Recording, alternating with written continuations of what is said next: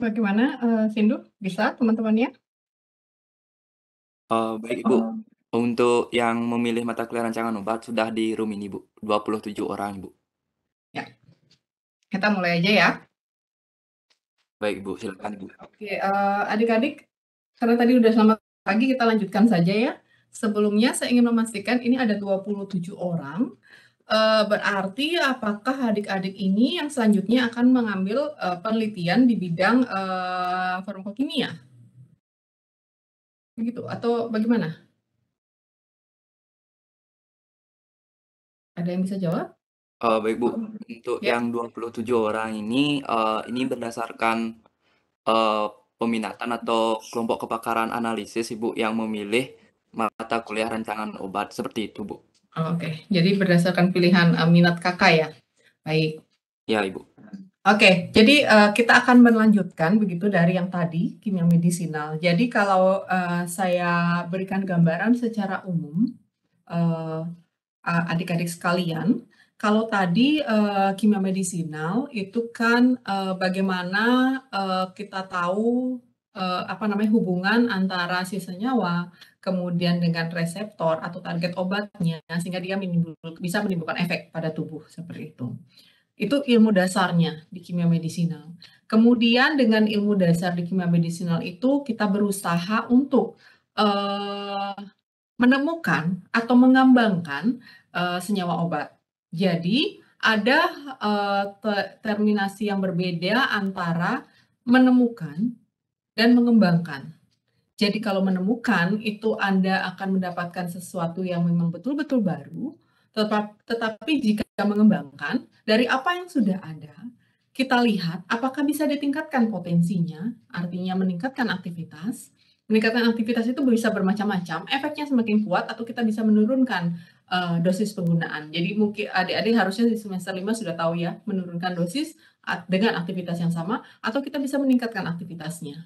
Atau dari pengembangan obat itu kita juga bisa apa mengurangi atau mengeliminasi hal-hal yang tidak diinginkan, termasuk misalnya efek sampingnya seperti itu, atau adanya interaksi dengan target-target yang lain. Itu yang kita ingin minimalisir dalam suatu proses pengembangan obat.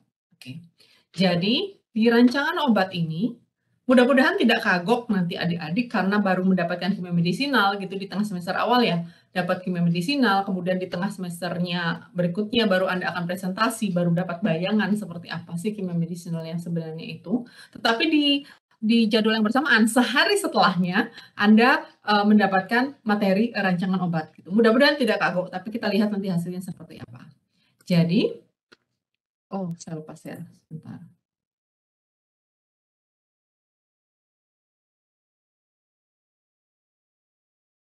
Oke, jadi kalau saya sampaikan secara umum di sini,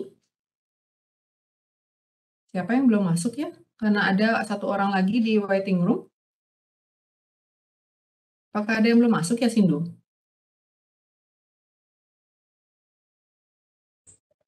Igusti Seperti Ngurah Agung Pratnya. Apakah tadi terlempar mungkin ya? Igusti Ngurah Agung Pratnyana. Ini udah ada. Agung Pratnyana, kamu ada di lobby lagi? Halo? Agung Pratnyana, ada tidak?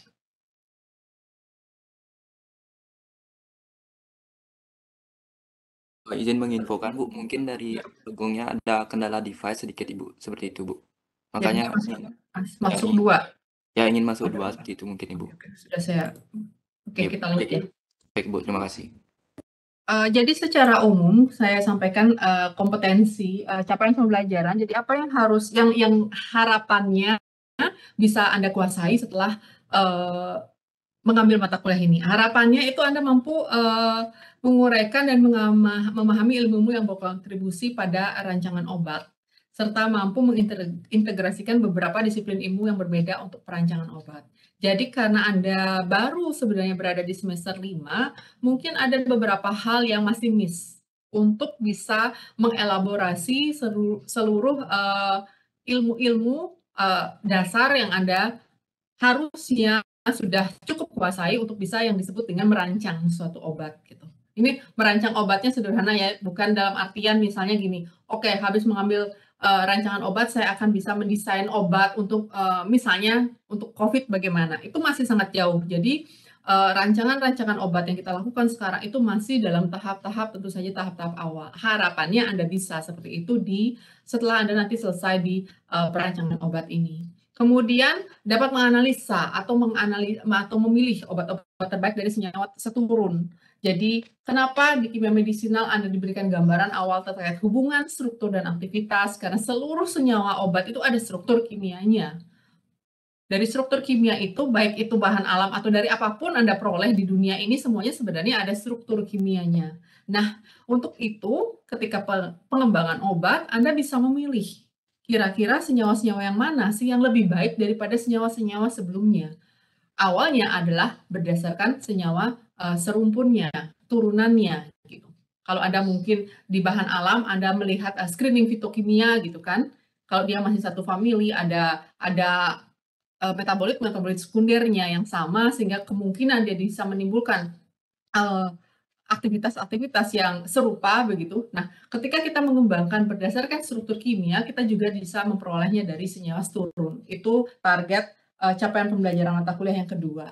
Kemudian yang ketiga, setidaknya Anda bisa memahami tahapan penemuan obat itu seperti apa. Tahapan yang panjang dari sekian juta, kandidat senyawa, bahkan ratusan juta kandidat senyawa gitu misalnya yang saya lakukan di, kanker, mungkin dapat untuk menjadi kandidat yang potensial hanya 3, 4 senyawa. Itu pun 3, 4 senyawa masih berupa kandidat senyawa yang kita sudah uji aktivitasnya secara, in vitro. Belum kita lakukan secara, in vivo, apalagi kita lakukan pengujian secara klinis, itu. Itu masih sekian panjang, tahapan penemuan obat. Itu yang harapannya Anda bisa pahami di tahap ini, begitu. Kemudian, eee selanjutnya Anda bisa merancang, obat, kemudian merancang, ya senyawa kimia yang menjadi kandidat, obat nantinya, kemudian memahami bagaimanakah, aktivitas-aktivitas farmakologinya itu bisa dibuktikan dari senyawa-senyawa yang, kita rancang nanti. Itu harapannya dicapai pada mata kuliah ini. Jadi, secara singkat itu Anda, diharapkan bisa melakukan penalaran secara rasional, tentu saja berbasis, bukti dan data untuk bisa merancang, secara sederhana senyawa obat seperti apa.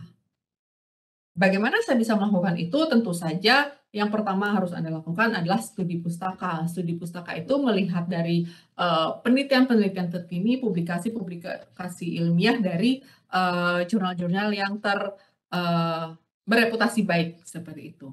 Jadi Anda akan di rancangan obat ini digunakan semua ilmu kimia medisinalnya yang terkait hubungan kuantitatif struktur aktivitas, terkait reseptornya seperti apa, kemudian nanti bagaimana saya bisa merancang, apakah sedikit memodifikasi bagian ujungnya saja, misalnya kalau Anda lihat senyawa, obat gitu, ujungnya itu ada metil CH3 gitu.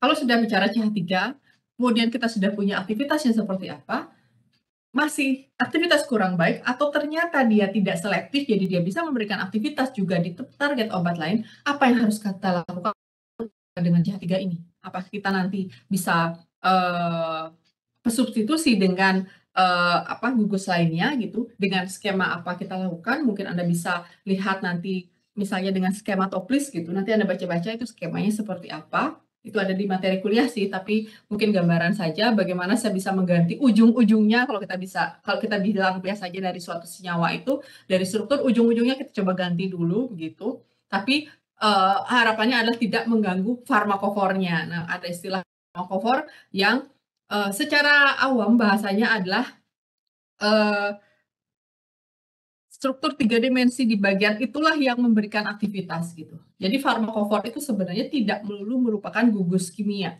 tapi bisa juga merupakan suatu, pecahan moietis dari suatu senyawa yang merupakan, yang memiliki sebagai kunci dari, aktivitas suatu senyawa, begitu. Nah untuk, senyawa obatnya seperti apa kita hanya batasi untuk anti kanker, antibiotika, antiretroviral, dan analgesik. Meskipun kelas terapi senyawa itu sebenarnya masih sangat banyak. Jadi agar tidak istilahnya kebebelan gitu terlalu banyak, kita hanya akan batasi senyawa-senyawa itu saja. Oke, nanti mata kuliah ini di awal kita akan sampaikan beberapa materi begitu. Ada beberapa yang review saja, mengulang kembali materi, dan ada penambahan-penambahan beberapa materi. Kita lakukan UTS seperti biasa, kemudian kita lanjut ke yang sebenarnya sesungguhnya dari konten mata kuliah ini adalah perancangan obat. Bagaimana merancang obat secara rasional, tahap-tahapnya, kemudian bagaimana mencoba untuk melakukan modifikasi-modifikasi. Jadi itu yang kita lakukan di mata kuliah ini. Kelas ini karena mahasiswanya hanya 27, jadi kita akan lakukan di satu kelas pertemuan gitu. Saya sudah coba buatkan jadwalnya.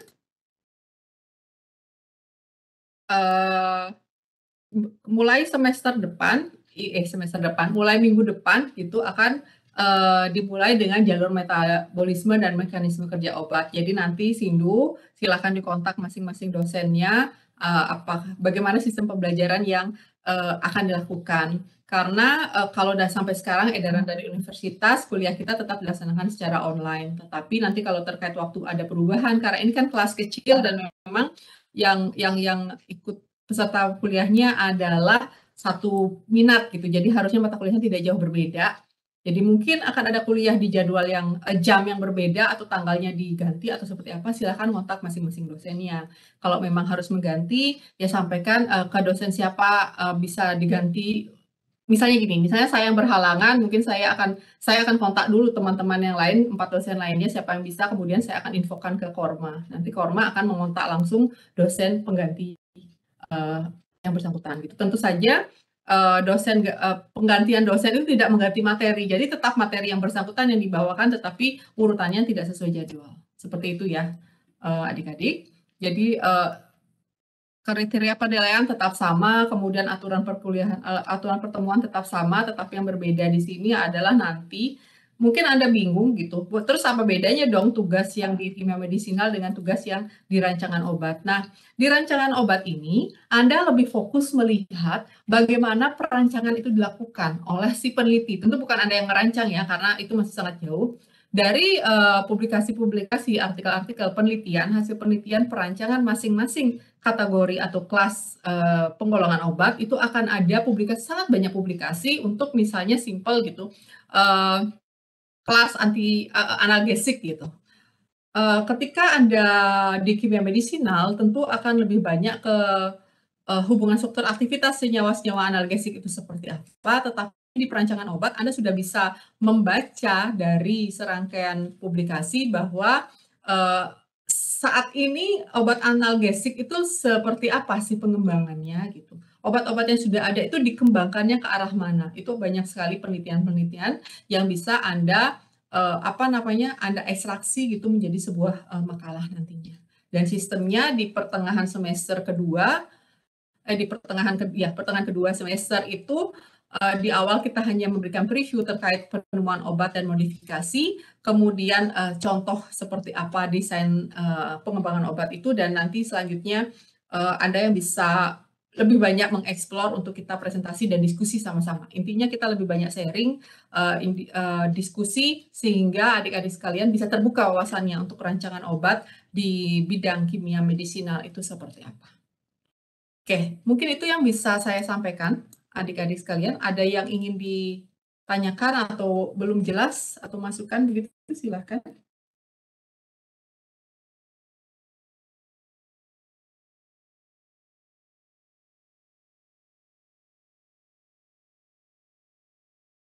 Silakan.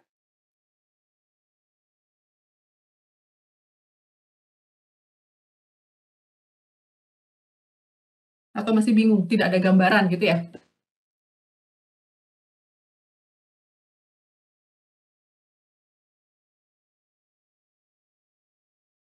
Silakan, adik ada? Dari kami belum ada, Ibu. Belum ada, oke. Ya. Ini Anda 27 orang, kan ya? 27 ya? 1, 2, 3, 4. Tugasnya itu ada 1, 2, 3, 4. Ada 4, jadi sepertinya akan ada 7, 7, 7, 6.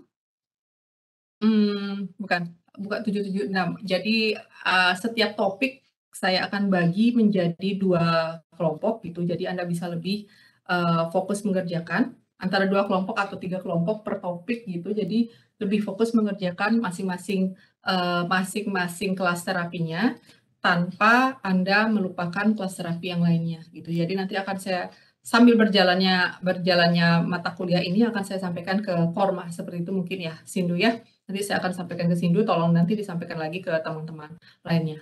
Aturan perkuliahan tetap sama seperti perkuliahan lainnya, kakak analisis 15 menit dan seterusnya. Kemudian kalau kecurangan nilai itu sama seperti yang tadi di kimia medisina. Oke. Ada lagi yang ingin disampaikan?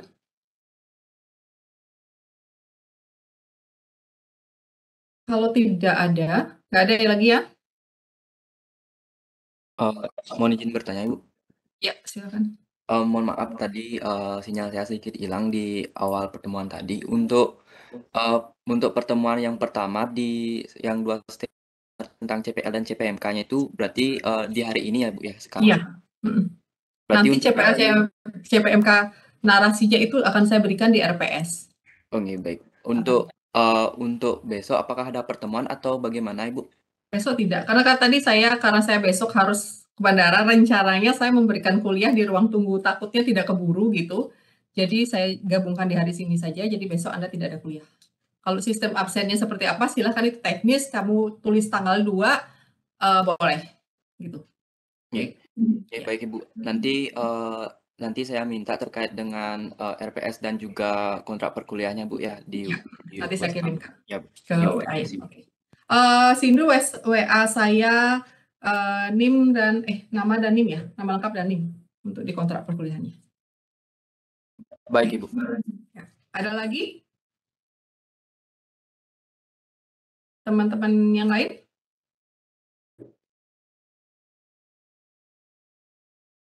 Oke, kalau tidak ada, cukup kurang lebih 20 menitan ya, kita selesaikan pertemuan hari ini. Mudah-mudahan yang kita rencanakan di rancangan obat ini berjalan dengan lancar dan CPMK kita tercapai.